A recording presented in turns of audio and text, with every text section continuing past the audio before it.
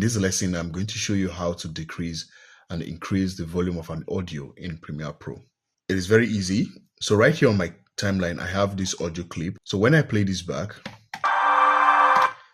now if you look closely to the clip on the timeline, the audio clip, you see there's a thin line running through it.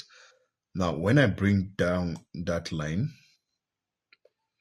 that reduces the volume. Now, when I play this back, now the volume has reduced.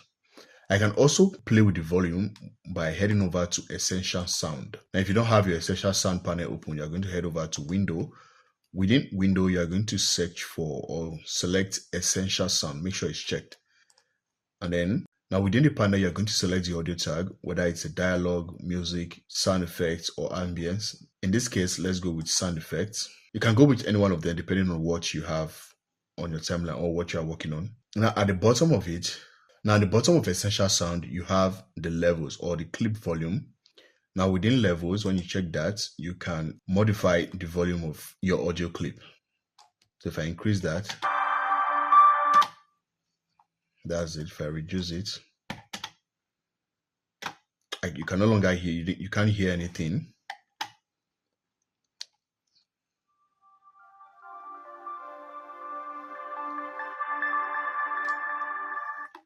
You can also modify the volume by heading over to Effects Controls. Now within Effects Controls, when you scroll down to the bottom, you have levels. Now when I increase it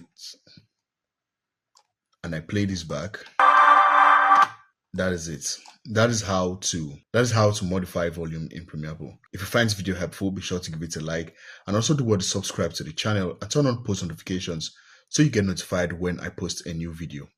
Thank you, and I'll see you on the next one. Bye.